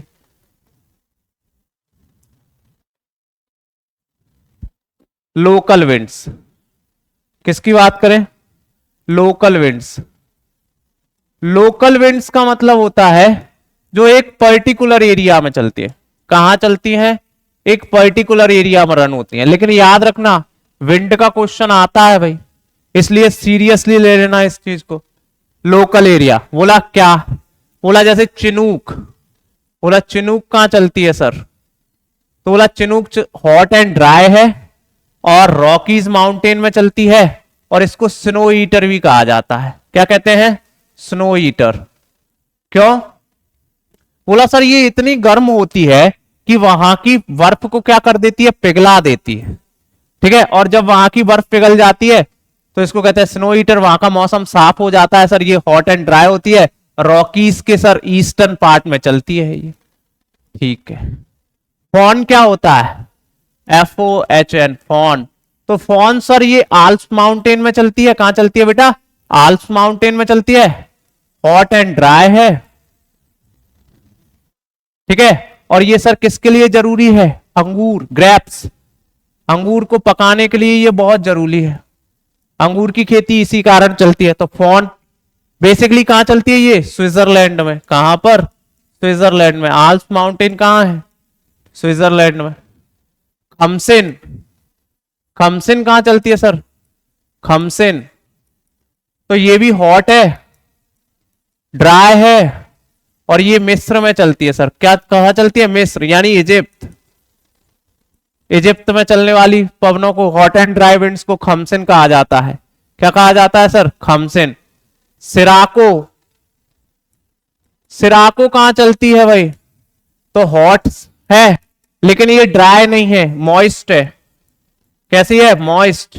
कहां चलती है ये? सहारा से मेडिटेरियन सी पर। कहां चलती है? सहारा से मेडिटेरियन सी, है ना। अब ये याद रखना, जब ये सहारा से जाती है, गर्म है भाई, तो अपने साथ क्या ले जाती है? धूल, है ना। सहारा की मिट्टी कैसी है? लाल, रेड, है ना। तो जब ये भाई बरसती है, पानी भी भर लेती है, तो प्रेसिपिटेशन भी कराती है। तो जब ये बरसती है तो वो धूल भी बरसेगी, तो वो ब्लड रेनिंग, लाल, जिसको हम रक्त वर्षा कहते हैं। तो ब्लड रेनिंग कौन कराता है? सिराको। कहां से कहां चलती है? सहारा से मेडिटेरियन सी। लोकल विंड पे भी बहुत क्वेश्चन आया है, जैसे आपकी एक विंड है बुर्गा, है ना। ये कहां चलती है? साइबेरिया में, है ना। इस पर क्वेश्चन आ चुका है, साइबेरिया में चलती है बुर्गा। ठीक है, कोल्ड विंड है, इस पर आ चुका है क्वेश्चन। ठीक है। हरमट्टन, हरमट्टन कैसी है? हॉट एंड ड्राई विंड है। कहां चलती है ये? वेस्टर्न अफ्रीका में, अफ्रीका के वेस्टर्न कोस्ट पर,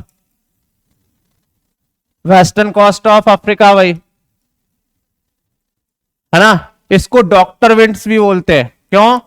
क्योंकि बोला सर ये गर्म है, और अफ्रीका का जो वेस्टर्न कोस्ट है वहां पर ह्यूमिडिटी ज्यादा प्रेजेंट होती है, तो सर मलेरिया जैसा डिसीज भी हो सकता है। लेकिन जब ये चलती है ना सर, तो ये वहां के जो ह्यूमिडिटी है उसको एब्जॉर्ब कर लेती है। मैंने बताया ना, जब टेम्परेचर ज्यादा होगी तो ह्यूमिडिटी ज्यादा सोखने की पावर होगी, तो वहां की ह्यूमिडिटी को एब्जॉर्ब कर लेती है और मौसम को साफ बनाती है, इसलिए इसको डॉक्टर विंड्स भी कहा जाता है। बोरा, कोल्ड और ड्राई विंड्स हैं। कैसी विंड्स हैं? कोल्ड और ड्राई, है ना। जो कहां से कहां चलती है? हंगरी, बुडापेस्ट यूरोप में, है ना, और इटली, बेसिकली इटली। ठीक है। एडियाटिक सी जो आपने सुना होगा, एडियाटिक सी में। ठीक है। मिस्ट्रल, बहुत ही ठंडी है, वेरी कोल्ड विंड्स होती है मिस्ट्रल। मिस्ट्रल बहुत ही ठंडी विंड्स है मिस्ट्रल, ठीक है। और ये भी आल्प्स, स्पेन और फ्रांस के ऊपर चलती है बेसिकली, स्पेन और फ्रांस के ऊपर भाई, है ना। फिर ब्लिजर्ड्स, ब्लिजर्ड भी कोल्ड विंड्स होती हैं, वेरी कोल्ड विंड्स है ब्लिजर्ड्स, है ना। ये कहां चलती हैं? टुंड्रा में, है ना, टुंड्रा और साइबेरिया। अभी बताया ब्लिजर्ड्स को ही रूस वाले एरिया में बुर्गा कहा जाता है भाई, ठीक है। सेंटा आना, ये हॉट विंड्स हैं, कैलिफोर्निया यूएसए में चलती हैं। सेंटा आना कैलिफोर्निया में, है ना, यूएसए। और ये आग लगा देती है भाई, आप बार बार न्यूज सुनते होंगे, कैलिफोर्निया में जो है क्या है, बहुत अधिक मात्रा में क्या चलती हैं, गर्म हवाएं, जिससे जो है फॉरेस्ट में आग भी लग जाती है, ठीक है। तो ये कुछ लोकल विंड्स हैं। ये हो गई हमारी किसकी बात बच्चों? विंड्स की, जहां से क्वेश्चन आता है, ठीक है। चलो आगे चले। चलो सर, इसका वो लेना है स्क्रीनशॉट तो ले सकते हैं।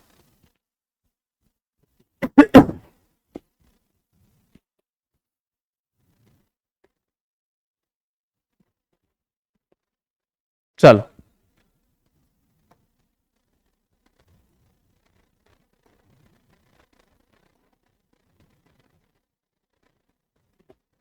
चलो, एक चीज और जहां से बार बार क्वेश्चन आता है, क्या?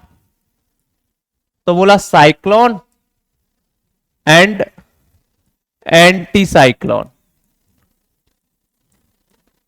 साइक्लोन और एंटी साइक्लोन। तो साइक्लोन क्या होता है और एंटी साइक्लोन क्या होता है, इस पर भी बच्चों बार बार क्वेश्चन आता है कि साइक्लोन क्या है और एंटी साइक्लोन क्या है, समझो। तो जो आपका साइक्लोन होता है, ये लो प्रेशर एरिया होते हैं। क्या होते हैं? Low pressure area. क्या होते हैं? लो प्रेशर एरिया होते हैं। हम देखते हैं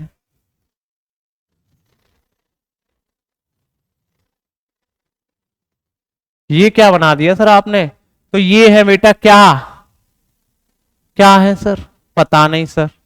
तो इनको बोलते हैं आइसोबार। फिर वही बात सर, आइसोबार क्या होते हैं?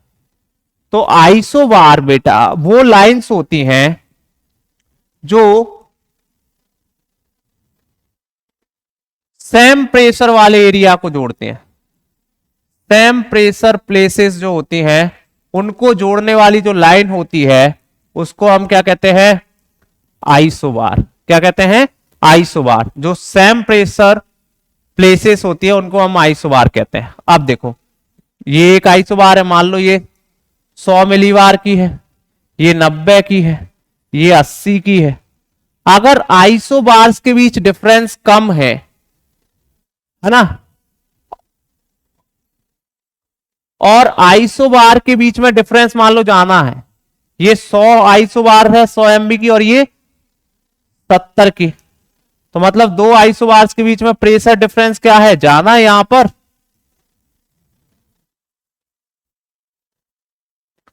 और यहां पर प्रेशर डिफरेंस क्या है, कम। तो याद रखना, द रेट ऑफ डिक्रीजिंग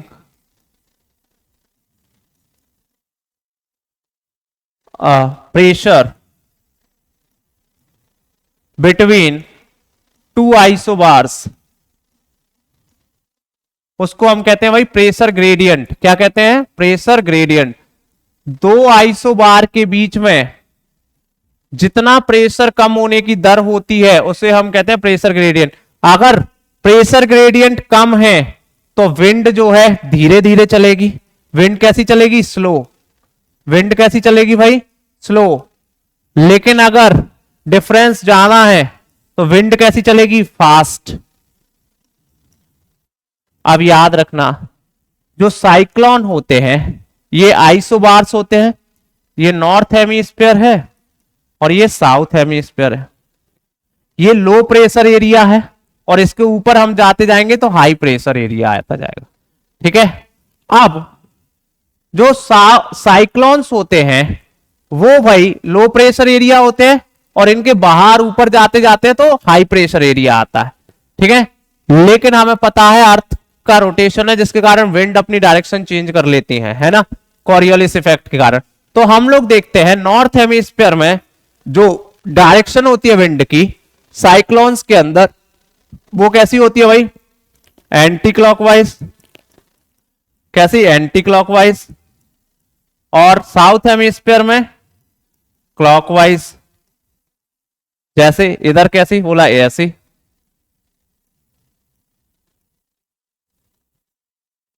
है ना, ऐसे चल रही है। और इधर कैसे चलेंगे, बोला जैसे घड़ी चलती है। बोला कैसे चलती है घड़ी, घड़ी कैसे घूमती है, ऐसे। है ना, तो मतलब ऐसे आएंगे, है ना, ऐसे। ठीक है, तो नॉर्थ हेमिस्फीयर में जो साइक्लोन होती है उनकी डायरेक्शन एंटी क्लॉकवाइज और साउथ हेमिस्फीयर में इनकी डायरेक्शन क्लॉकवाइज होती है। कैसी होती है, क्लॉकवाइज। अब याद रखना जो साइक्लोन्स होते हैं इनके कारण रेन होती ही होती है भाई, लेकिन ये भी दो टाइप के होते हैं। इस पर भी क्वेश्चन आता है, कौन कौन से। तो बोला एक होता है टेम्परेट साइक्लोन और एक होता है ट्रॉपिकल साइक्लोन। कैसा, एक टेम्परेट और एक ट्रॉपिकल। अब इतना स्क्रीनशॉट ले लो फिर आगे बात करते हैं।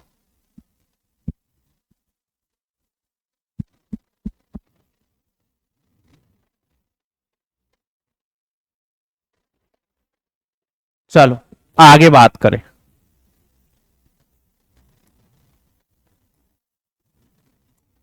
भाई टेम्परेट साइक्लोन,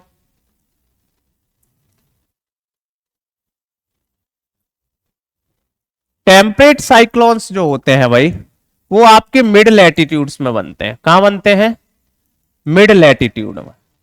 कहां बनते हैं, मिड लैटिट्यूड, मतलब मध्य अक्षांशों में। मतलब अगर हम बात करें 45 से 60 डिग्री के बीच में, ऐसा कुछ समझ। ठीक है, और बेसिकली ये जो है जनरली कहां बनते हैं, तो नॉर्थ अमेरिका कॉन्टिनेंट के नॉर्थ पार्ट में, है ना भाई, ये यहां बनते हैं।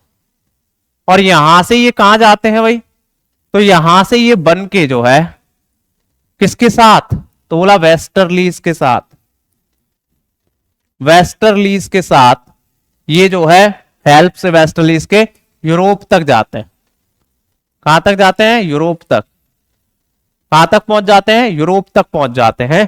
और यूरोप के मिड वाले पार्ट में जाके ये विलुप्त हो जाते हैं, फिर इनका असर नहीं रहता। लेकिन ये जो है कंटिन्यूअसली रेनिंग कराते हैं, कंटिन्यूअसली रेन करते हैं भाई, लंबे समय तक, लॉन्ग टाइम पीरियड तक कंटिन्यूअसली रेन कराते हैं। इनकी डायरेक्शन कैसी होती है, तो बोला इनकी डायरेक्शन कैसी होती है, तो बोला वेस्ट टू ईस्ट। ठीक है, और ये जो है वही बहुत विस्तृत होते हैं, बहुत दूरी तय करते हैं, बहुत अधिक दूरी तक ये दिखाई देते हैं। इनको हम कहते हैं टेम्परेट साइक्लोन। क्या कहते हैं, टेम्परेट साइक्लोन। चलो आगे बात करें। एक होते हैं आपके ट्रॉपिकल साइक्लोन। ये कहां पाए जाते हैं, तो बोला ये ट्रॉपिक ऑफ कैंसर से ट्रॉपिक ऑफ कैप्रिकॉर्न के बीच में। ठीक है सर। दूसरी बात, बोला दूसरी बात ये कि ये हॉट सीज के ऊपर ही बनते हैं, गर्म सागरों के ऊपर ही ये जनरेट होते हैं भाई, हॉट सी के ऊपर ही जनरेट होते हैं ये। ठीक है, और ये सी से लैंड तक जाते हैं, बहुत लंबी दूरी तय नहीं करते हैं। वर्षा ये भी कराते हैं, रैन ये भी कराते हैं भाई। ठीक है, लेकिन बहुत अधिक दूरी तक ये नहीं जा पाते। ठीक है, इनके नाम अलग अलग हैं। जैसे इसे अगर हम बात करें कैरिबियन सी में, कैरिबियन सी में इसको हैरिकेन, भाई हैरिकेन पता है अमेरिका में आता है। आपने और भी नाम सुने होंगे। कैटरीना पसंद है? कैटरीना, रीटा, बिल्मा, ये इन्हीं के नाम हैं हैरिकेन्स के। कैटरीना, रीटा, विल्मा, ये जो है अमेरिका में आने वाले बहुत तेज साइक्लोन्स हैं, बहुत नुकसान करते हैं ये। ठीक है, वैसे भी बोला सर कैटरीना नुकसान कर रही है। ठीक है, हैरिकेन, कैटरीना, रीटा और बिल्मा। चलो, और कहां क्या कहते हैं? बोला सर चीन में या चाइना में, या हम बात करें सर फिलीपींस में। चाइना में या फिलीपींस में इसको सर जो है क्या कहा जाता है? टाइफून। क्या बोलते हैं? टाइफून। बोला चाइना एंड फिलीपींस में सर कहते हैं इनको टाइफून। ठीक है, जापान में इसको बोलते हैं टाइफू। क्या बोलते हैं? टाइफू। ऑस्ट्रेलिया में इनको कहते हैं सर बिली विली। ये आ चुका है क्वेश्चन टाइफू और टाइफून वाला।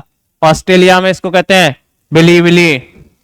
नॉर्थ अमेरिका में कहते हैं सर इसको टॉर्नेडो। क्या कहते हैं? टॉर्नेडो। क्या कहा जाता है? टॉर्नेडो, नॉर्थ अमेरिका में। और नॉर्थ इंडियन ओशियन वाले पार्ट्स में हम ट्रॉपिकल साइक्लोन ही कहते हैं। जैसे इंडिया में अगर हम बात करें नॉर्थ इंडियन ओशियन में या इंडिया की बात करें तो हम साइक्लोन ही कहते हैं। ठीक है, कोई दिक्कत नहीं सर। ये हो गई हमारी साइक्लोन की बात।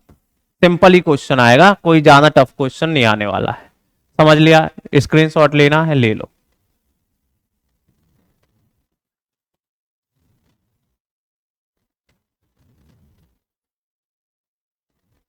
ठीक है, चलो इसके बाद बात करें हम एंटी साइक्लोन की। तो एंटी साइक्लोन जस्ट उल्टे होते हैं भाई, ये हाई प्रेशर एरिया होते हैं। ठीक है मतलब इसमें सेंटर में हाई प्रेशर होता है, बाहर की ओर लो प्रेशर होता है। ये नॉर्थ हेमिस्फीयर में कैसे होते हैं? क्लॉकवाइज। और साउथ हेमिस्फीयर में एंटी क्लॉकवाइज। इनसे वेदर क्या होता है? क्लियर होता है। ठीक है, और ये सब्सिडाइंग होते हैं भाई। कैसे होते हैं? सब्सिडाइंग। सब्सिडाइंग सॉरी, बाहर। और ये कैसे होते हैं? इनकी जो विंड्स होती हैं वो डाइवर्जेंट होती हैं। कैसे होती है? डाइवर्जेंट। डाइवर्जेंट।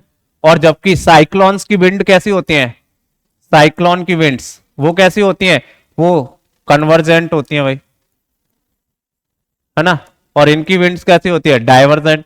यही क्वेश्चन बनता है सिंपली सा, जनरल, और ऐसा कोई खास क्वेश्चन यहां से नहीं बनता है। साइक्लोन की डायरेक्शन कैसी होती है? तो साइक्लोन की डायरेक्शन बताया, temperate cyclone west to east, और जो ट्रॉपिकल साइक्लोन होते हैं वो ईस्ट से west. Tropical cyclone bro temperate west to east और ट्रॉपिकल ईस्ट टू वेस्ट। इतने ही क्वेश्चन यहां से बनते हैं। ठीक है, इसके आगे की बात हम अभी करेंगे। ठीक है, इतना समझ आया होगा मुझे उम्मीद है। एक हाथ कॉन्सेप्ट और है हमारा, जिसके बाद हम किस पर बात कर रहे हैं? एमसीक्यूज और पीवाईक्यू पर। यहां से नंबर ऑफ क्वेश्चंस बनने के चांसेस होते हैं बेटा, इसीलिए आप जो है फोकस करें। और मैं गारंटी लेता हूं कि सुपर 30 कॉन्सेप्ट के अंदर हम जो है रैंक होल्ड करके रहेंगे। मैंने कहा ना, ध्यान किधर है? इधर है। तो खड़गवासला भी यही है, मिलेगा, कोई नहीं रोक सकता। तेरा ध्यान किधर है? बोला खड़गवासला का रास्ता तो इधर है, मतलब एनडीए अभिलाषा, एनडीए मतलब एनडीए अभिलाषा। ठीक है, एमसीक्यू और पीवाईक्यू और करने वाले हैं हम लोग, है ना, जिससे हमारी क्लाइमेटोलॉजी से जुड़ा एक भी क्वेश्चन छूटने वाला नहीं है। ठीक है, इसका स्क्रीनशॉट और ले लो।